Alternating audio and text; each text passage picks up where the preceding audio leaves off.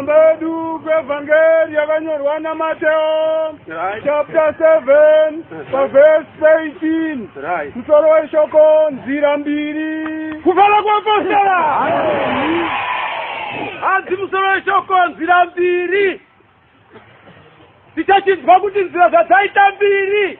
vamwe azava nayo vari kwa apostala nokuti panzira mbiri pane yakanaka pane yakashata vari kwa apostala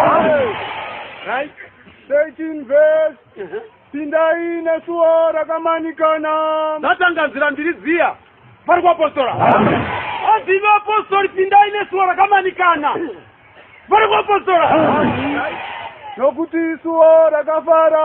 hanzi nzira yakafara nzira yakapamhama hanzi yakapamhama chaizvo inoenda kukuparadzwa hanzi nzira mbiri dziya zviri kureva kuti imwe nzira ndeyekuinda kuMDC inenda yakadai imwe nzira ndeyekuinda kudenga kuna Mwari inotungamirirwa namuprista Noah vari kwa apostala wachisarudza wega iweyo kuti unoda ipi yekuinda kuMDC neii inotungamirirwa namuprista Noah anounganidza vanhu vakadai achienda navo kudenga vari kwa apostala wotora ipi South Africa MDC kuti mudye mugute zoperera ipapo vari kwa apostala South Africa right vanopinda naro vazhinji inokukura tarira zvaita MDC kuvhirikidza vanhu misoro kwakuchikukura vanhu vakawanda vari kwa apostala asi nzira chakanaka kuparadzwa right nokuti suo rakamanikana inzira yakapamhama yamunoti hurumende iripo ine nzara asi Mwari ndozada hanzi nzira yakamanikana iyoyeyo ndiyo yamufanira kupi nenzira inhete hanzi nzira yacho inhete inoita kupinda haipindi vatatu munotopinda muchinge kusenerera right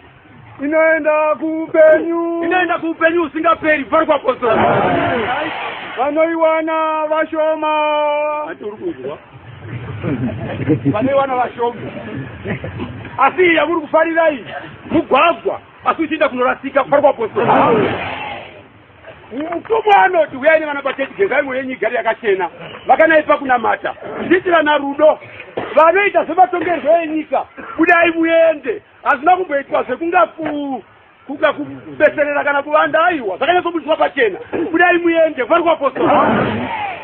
right nzira mbiri idzi iwo sarudza yekuenda kuMDC uchirasika uchitsvaga zvekudya zvedumbu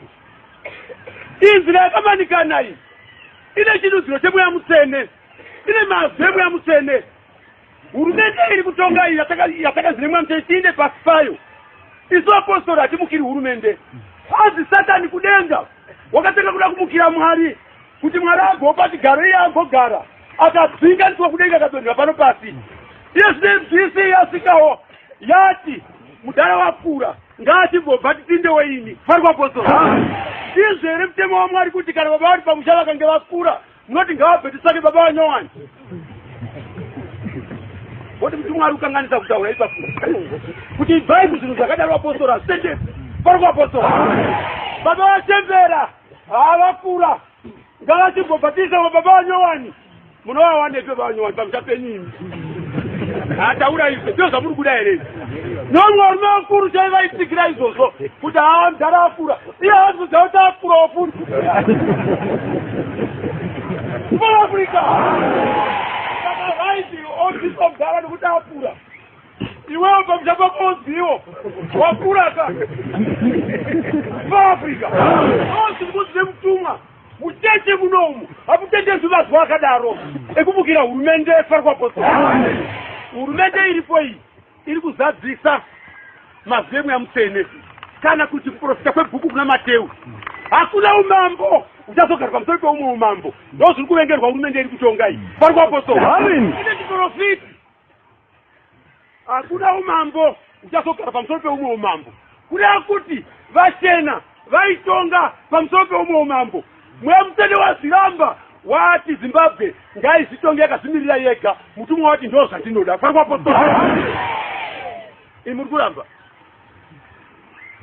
tinotenda kwazvo hurumende iyi yaropafadza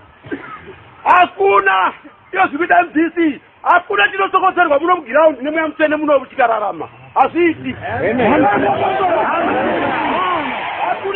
vapotorerwa mugaundi munomu inararama vari kuvapotora. Amen.